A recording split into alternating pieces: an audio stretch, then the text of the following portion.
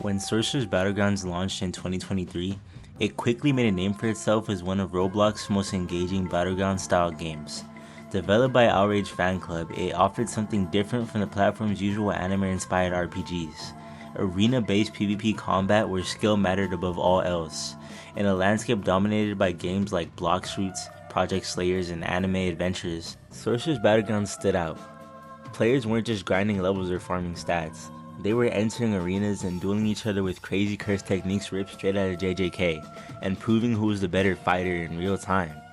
It wasn't Roblox's largest game, but it carved out a strong niche. In this video, we'll explain how it rose to popularity, what made its arena combat so addictive, and why it eventually lost momentum despite all this in the end.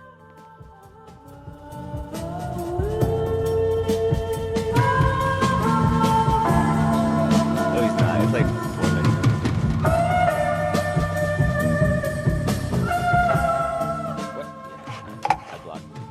When we talk about Sorcerer's Battlegrounds, it's easy to focus on its explosive combat, its iconic abilities, or its sheer insanity of its duels. But the real story, the part that truly matters, starts way earlier than that. It begins with a simple idea.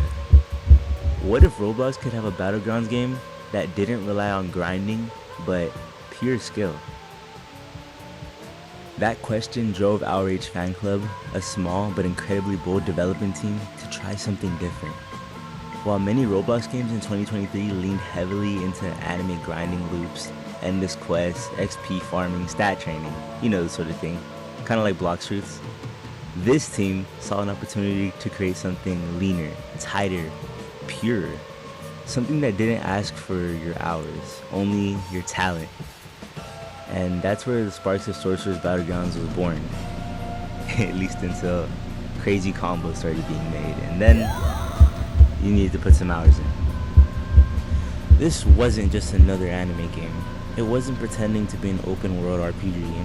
It wasn't asking you to become the strongest sorcerer alive through quests or dungeons. It simply said, step into the arena, here are your abilities, you only get 4. Now fight. And that purity, that stripped down back to the basics design, gave the game its identity. Every single ability felt intentional. Every movement mattered. Spells weren't just visual effects thrown onto a character. They had weight. They had power. They had that snap, that kind of retrospectiveness you only feel in fighting games, not in Roblox anime titles. Players who first stepped into the game could feel it immediately. This was built by people who loved combat. People who cared about how a clash should look, how an explosion should feel, how a perfect dodge should sound. A tight arena designed to amplify. This is not about a stupid Roblox game, Austin. Wake up. No character felt too overpowered. It was clear from the beginning, Sorcerer's Battlegrounds wasn't trying to be everything. It was trying to be excellent at one thing, and for a while, it truly was. That focus, that dedication to creating a competitive, skill-first arena game is what set it apart from the noise of Roblox's front page. It wasn't chasing trends, it wasn't copying bigger games. It was a battleground, simple, honest, and fiercely competitive. A spark of ambition that would soon set the Roblox PvP community on fire.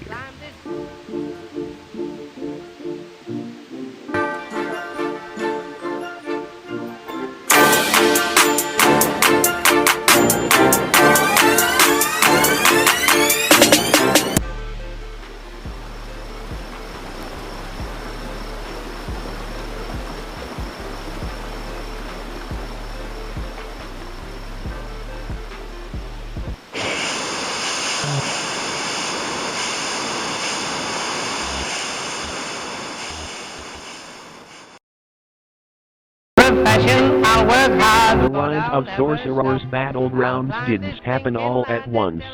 It wasn't a flash launch, nor did it explode instantly across the platform the way some Roblox titles do. Instead, its ascent felt more like watching a dim screen gradually brighten slow, steady, and then suddenly undeniable. When the game released in 2023, Outrage Fan Club wasn't offering another slapbox battleground or simple click spam arena. They were introducing a system built on timing, prediction, and restraint, qualities that most Roblox fighting games at the time simply didn't prioritize. Where other games relied on long M1 combo strings or infinite juggles, Sorcerers Battlegrounds asked you to think. When do you commit? When do you hold back? What do your opponent's footsteps tell you? This was a battleground, where each sorcerer cared only for abilities, but each one mattered. Cooldowns weren't suggestions, they were defining moments. Missing a skill wasn't just a mistake, it was an opening for your opponent to take the entire duel. And players quickly noticed. Gato, with his spacing-oriented toolkit, rewarded calm, patient play. Itadori, the everyman brawler, became a symbol of the game's accessible yet deep design, especially because upon activating his ultimate, he transformed into Sukuna, adopting a brief alternate moveset before reverting. Yuga offered flexible pressure and sustain. Megumi shaped the battlefield by forcing opponents to respect his summons and delayed angles. Taji brought a fast, ferocious rushdown style.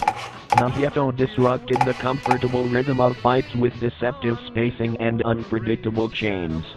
These weren't exaggerated loadouts. They were the actual foundational cast the characters players learned to read like sheet music. And as players began mastering them, the game's pulse started to speed up. Across servers, duels weren't just fights, they became performances. Spectators gathered at the edge of arenas in groups, watching as two skilled players circled each other, measuring distance, waiting for the first ability to break the silence. Fights lasted only seconds or stretched into long, tense exchanges where a single cooldown misread cost you everything. It was around this time that creators like Kakuja stepped in one of the game's earliest and most influential shows. Why would you do this to us? Illustrations of characters, abilities, and duels. No misleading edits. No fake combos. Just the game, as it truly played. His clips helped spread the idea that Sorcerers Battlegrounds wasn't random, it was learnable, even masterable. For many, that was the spark. The result was a community that didn't just play the game, they respected it. For a brief, brilliant moment in 2023, the battlefield felt electric. Every server hummed with duels, every arena carried spectators, and the game carved out its identity as a battleground where victory belonged to the sharper mind, not the deeper wallet. The surge wasn't loud or chaotic. It was rhythmic, measured, almost instructional, like an old classroom tape teaching players how to think, how to respond, how to outplay. And that rhythm pulled the community in, one duel at a time. The next tape will examine the first cracks in the arena, showing how balance issues, slowing updates, and rising competition began to challenge the community's momentum.